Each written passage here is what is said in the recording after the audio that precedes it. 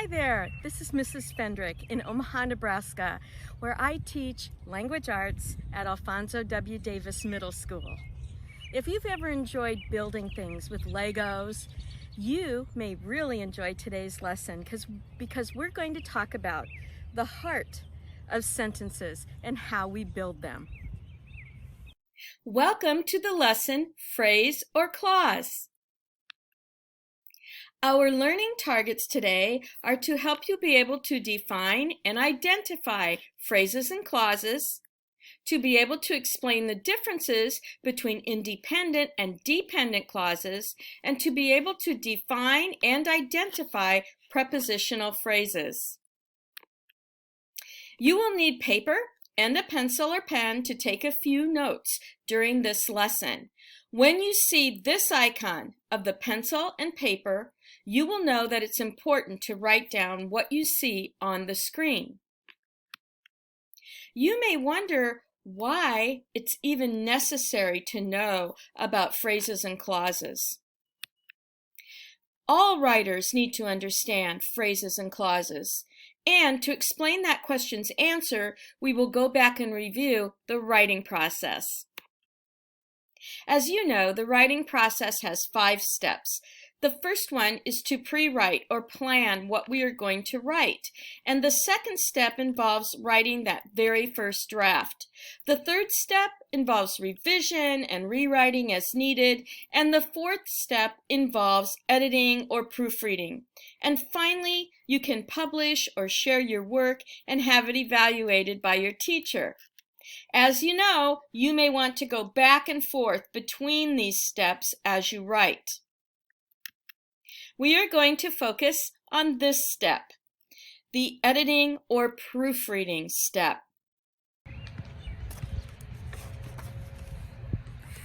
Proofreading means to find and fix your mistakes.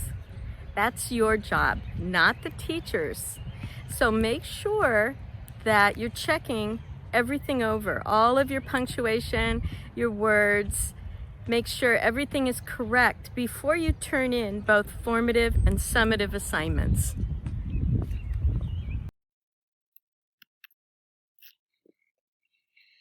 Let's consider conventions. We need to clarify what conventions are.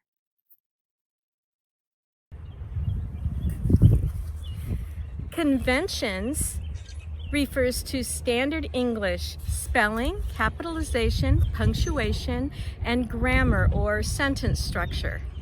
So the reason that you have to know about clauses and phrases is so that you can take care of the conventions and add the punctuation that you need to in the correct place, and so that you understand how to create compound and complex sentences for sentence variety.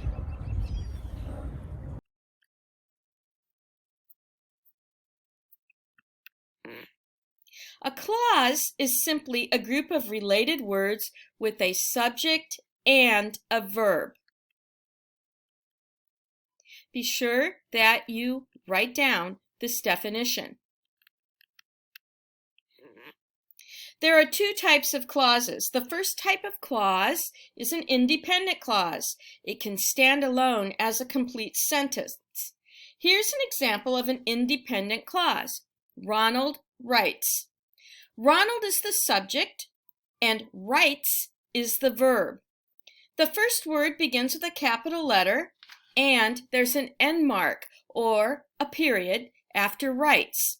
So, it is a complete sentence and it's an independent clause.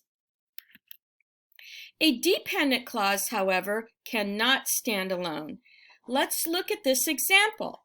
After Ronald writes, the reader could say, well, Ronald writes, and what? He's going to play a game, go outside, go to sleep? We don't know, because this is a dependent clause that cannot stand alone. It's incomplete. A clue that it is a dependent clause is that it begins with the subordinating conjunction after. Dependent clauses often begin with subordinating conjunctions, such as one of the AWUBUS words. As you know, AWUBUS is an acronym that stands for a mnemonic device to help you remember the 10 most common subordinating conjunctions. So, in this case, the subordinating conjunctions are signal words that signal to us that we have a dependent clause. We are going to focus on the word after. Here's our sentence. After Ronald writes, he plays. After Ronald writes, as we said, has the subordinating conjunction after starting it. And the whole thing together is a dependent clause. When you have a dependent clause at the beginning of a sentence, you need to put a comma after it. What about this sentence? Ronald proofreads after he writes. After he writes is now here at the end of the sentence. It's still a dependent clause, but it's at the end of the sentence this time. So a dependent clause can either be at the beginning, the middle, or the end of a sentence. And in this case, you don't need a comma. Let's talk about phrases. A phrase means two or more related words that cannot stand alone. It's only part of a sentence. It does not have both a subject and verb. You will want to write that down. Let's look at some examples. In the library. In the library doesn't tell us who the subject is. The phrase, an 8th grader, might be the subject, but it doesn't have a verb. Both in the library and an 8th grader are just phrases that cannot stand alone. We can use phrases in our writing. Let's look at our sentence now. Ronald, an 8th grader, writes in the library. We have our phrase, an 8th grader, telling us more about Ronald. In the library tells us more about where he writes. The main clause is Ronald writes, but we've added a couple of phrases here. Phrases give more information. Interrupters are phrases set off by commas within a sentence. This one is an example. An 8th grader is within the sentence. It is set off by commas both before and after it.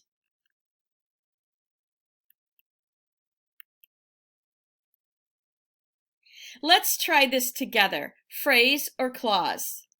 Number 1, what do you think? Down the road. Well, is this the subject? There is no verb. It must be a phrase. Albert asked. Albert is the subject. What is asked? Well, asked is the verb. So number 2 is an independent clause. It can stand alone as a simple sentence.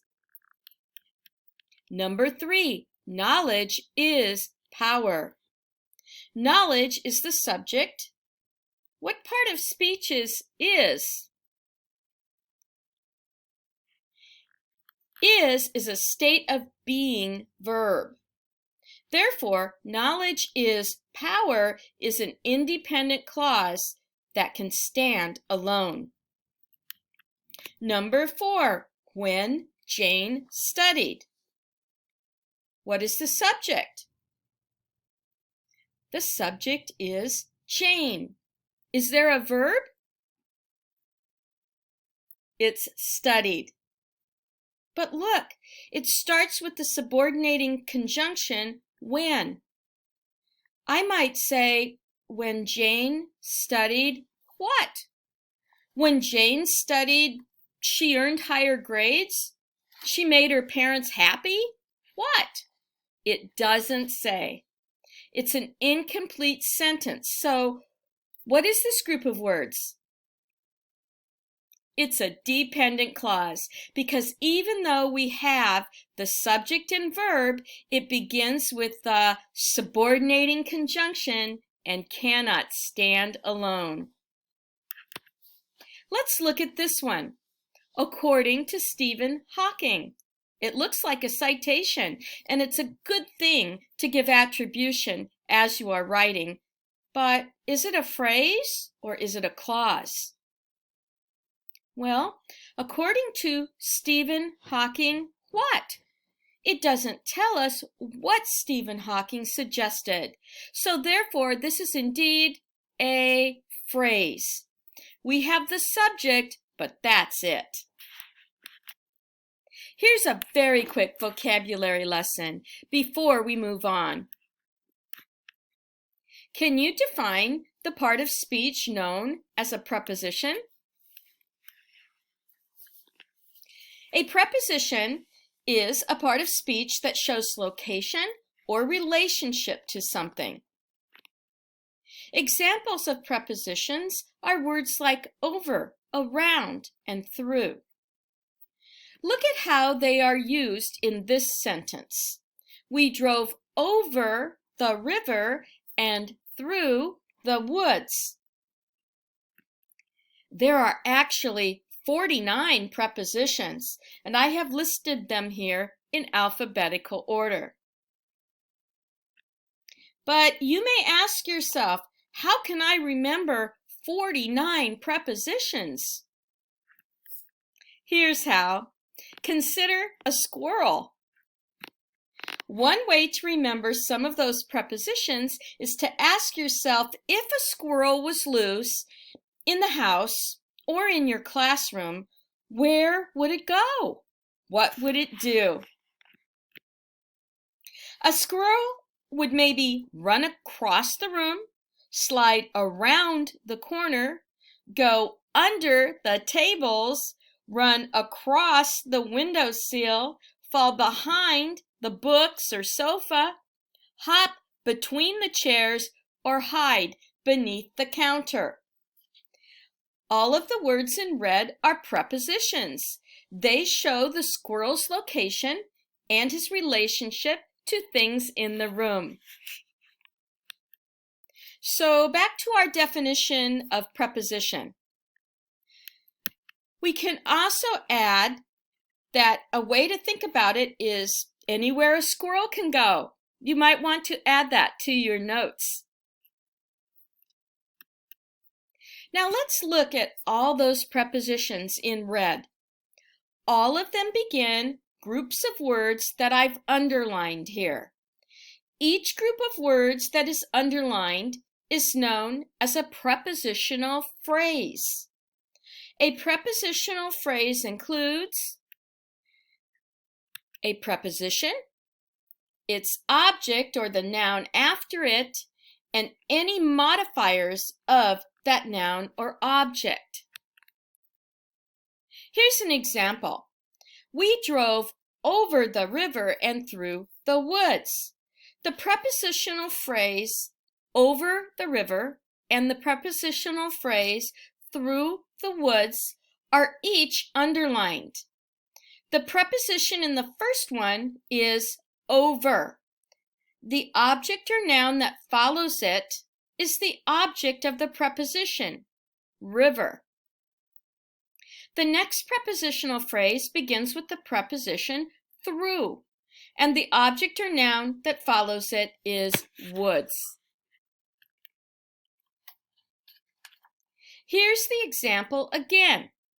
We drove over the river and through the woods.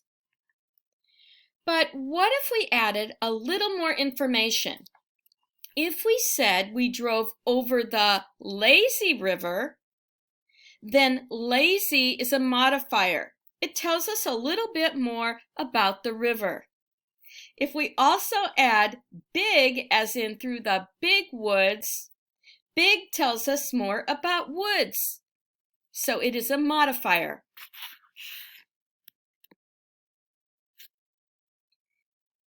Let's look at our examples again. In "a squirrel would run across the room" is a prepositional phrase. It starts with the preposition across, and the object of the preposition is room. But we could add the modifier family, which tells us more about what room it was. And now we have across the family room. We could do it this way as well. Slide around the corner. Around is the preposition, and the object of the preposition is corner. If I want to add a little more information about corner, for example, I can use the modifier sharp.